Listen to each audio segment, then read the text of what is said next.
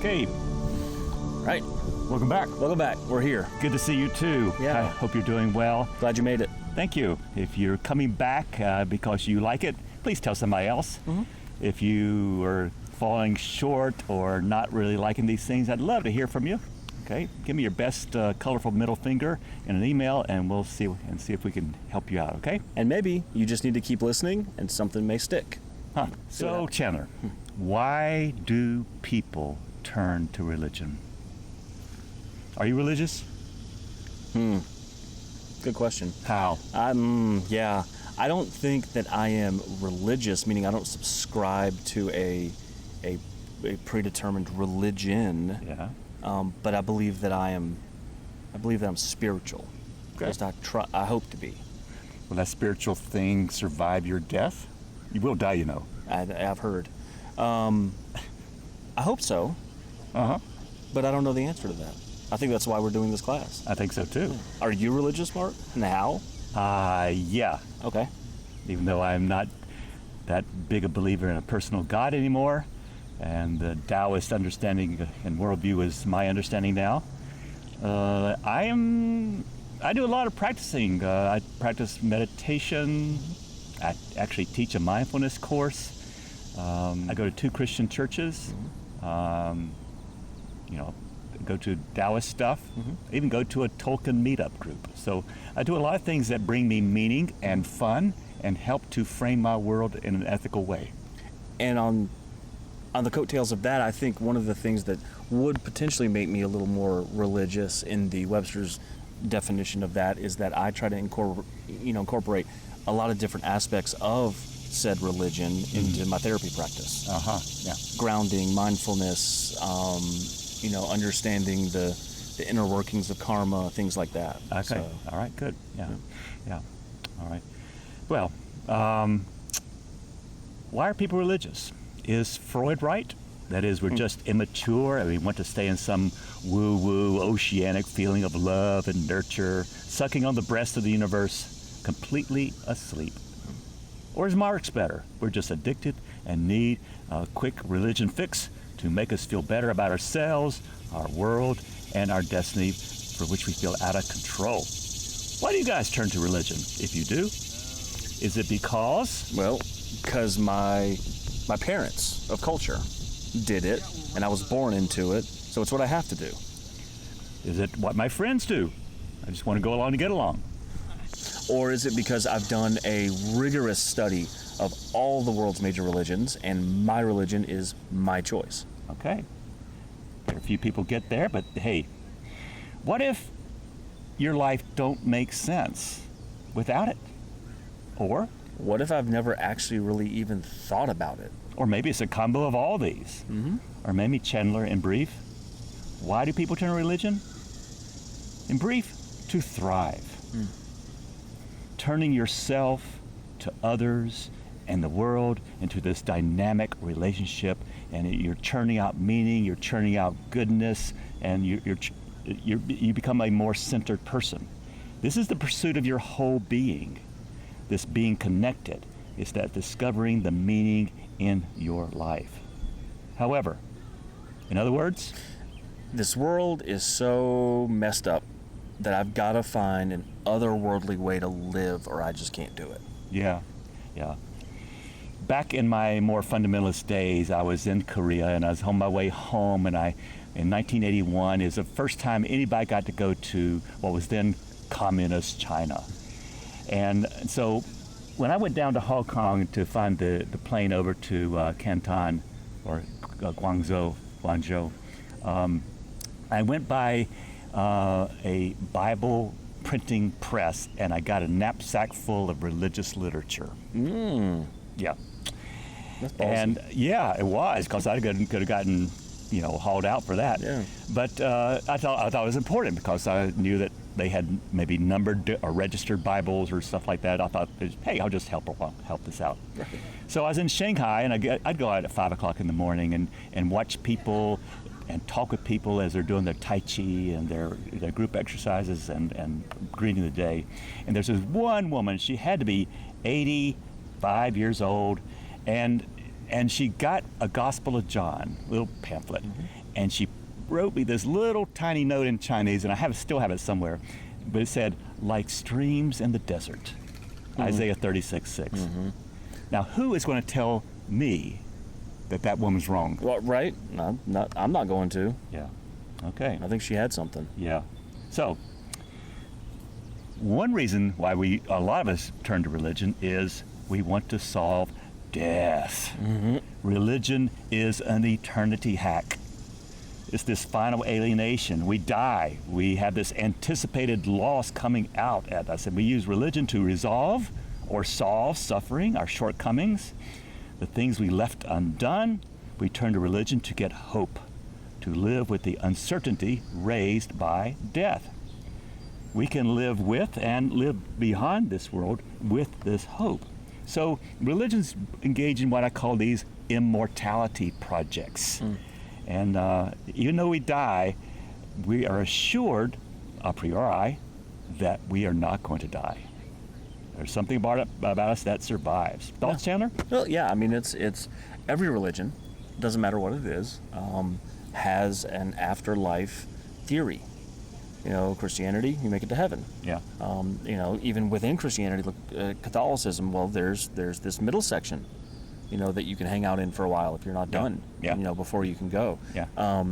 You know, you look at Buddhism and the Enlightenment, reaching nirvana. I mean, you know, there always is this, what happens after, and that's what we're striving for. Yeah. Okay. Well, my own thought here. Somehow, and this has always bugged me, somehow someone imagined that death is the big bugaboo, the big kahuna, the big deal. And so many a religious person gets colonized that death is somehow bad and life is somehow good, especially if it's everlasting. I know I'm going against the grain of everything and the grain of culture, but what makes death so bad, so evil? I get it that parents die too early and kids die too early and wars separate the dead from the living, but we want some relief, some assurance that we shall live again and meet our loved ones in some kind of afterlife. So here's a critical thinking question, Mark. What would happen to some faiths if death suddenly was not a big deal anymore? That they couldn't hold death over the heads of the believers as like the primary reason to believe in the first place? Short answer that fold in a month. If a religion's only claim to fame is that it is a death fixer, then we are religious only to the extent that we fear death. Put that in your critical pipe and smoke that stash. Mark. All right, so yeah, you're going to piss some people off on that one. Okay, all right, fine. But isn't religion supposed to help us get through life itself without all this focus on the next life? Does it not have something to do with the current quality of how we live? I know there's songs that we sing like, "This world is not my home." Okay, I get that. But if home is somewhere else, in another time, another place, will not our focus be on that elsewhere time and not on our current now, our current this, our current here? Chew on that one. So, finally, we turn to religion to solve things, right? So we try to solve guilt and meaninglessness. Yeah. Just living means that we hurt people. Yeah. Unconsciously, sometimes consciously. Guilt accumulates. It's easy to live a meaningless life where the heart and the mind go their separate ways. Ever thought you might be wasting this life that you have here? And if so, a religion can help, quote unquote, solve this problem. Okay. Religions can provide people with purpose, and something that I deal with day in and day out with clients and patients in therapy is the idea of guilt and shame. I mean, there's entire studies and degrees and practices based on dealing with our guilt and shame. Yeah. So religions can give us this sense of purpose, help us with our shame. And being in this religious community that we've talked about, and especially last class, it can bring this sense of order, a place of peace and order, even though the world is chaotic and going to hell. So you and your group together, your community together, you all believe and act in a way that improves this world according to the dictates of your imagination. So that can be really good. Mm-hmm.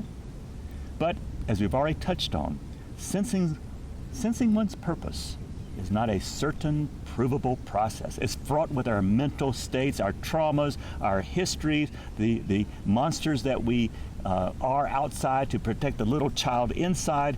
And deciding on a life purpose can be a temporary thing. Our a prioris will change from year to year, decade to decade. Here today, gone tomorrow.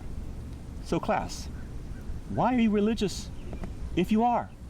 Is it better to live now or to live everlastingly later? Is it because your ancestors going back centuries were the same religion as you? Is it your social grouping? Is it the religion of the land? And if you ain't in that preferred religion, then you are SOL, socially, in the workplace, because that's what's happening, folks. There is more and more a preferred religion by states and societies around the world. And those of us who are not a part of that persuasion are excluded in hundreds of ways, like the zip codes you can live in, or not, the work you can do, or not, the social circles you're relegated to. Where I grew up in central North Carolina, if you are not Christian, no, correct that, if you are not Southern Baptist, it was like there's something wrong with you. You're an Folks, outcast. Yeah. Yeah, somebody got to you. What happened? Yeah. Folks, religions are quite messy, chaotic. They play by different rule books depending on where you're born and when you're born. But we dedicate this podcast to helping us think through the commitments we have made, the a prioris we bow down to, these ethics systems, and how these a prioris can shape both individuals and communities, and cultures, and even nations, and even a civilization. Well, I spoke to to one of our listeners about a week and a half ago. Yeah. And she said episode 1, loved it. Absolutely loved it. Was so excited about it. Was like, man, this is great. Listened to episode 2 and said, oh, I don't like this. And I said, well, why? And she said, well, because now I don't know why I believe what I believe. And I said, well, hell, then we're doing our job. Yeah. Because this class is to help you strengthen what it is that you find that solace in. Yeah. So let's conclude. Okay. With every religion is, right? Yeah. Every religion is incomplete unto itself and partial, not whole, and so it can be prejudicial or partial in its outlook. But it feels that it is the way it is. Every one of them feels that way. Every single one of them. Every single one. Yep. Yeah. Okay. And I like this cool little bumper sticker. God is too big to fit into any single religion. Yep. So, your homework for this short class, your thought work. Because of the human imagination, are human beings naturally or inherently, not inherited, but inherently within themselves or automatically religious? What's your evidence? What do you think or feel or even hope is true? Consider for a moment this world without religion. Would it be a better place or not? Please give me evidence. Okay? If there were no death, how do you imagine religion would change? Whew. Wow, that's a hard one. I know, yeah. Well, we didn't promise a rose garden here. That's true. So, dear class, thank you for your attendance today. Your thoughts and comments are important to us. Feel free to leave a review of this podcast on your podcast provider, your favorite platform. And if you want to get in touch, my email is always in the show notes. All right, so next time, what is religion good and what is religion bad for? Whoa. Yeah, right? That's going to be pretty... Yeah, think about that for a minute. Yeah, okay. Thanks, everybody. See ya. Bye.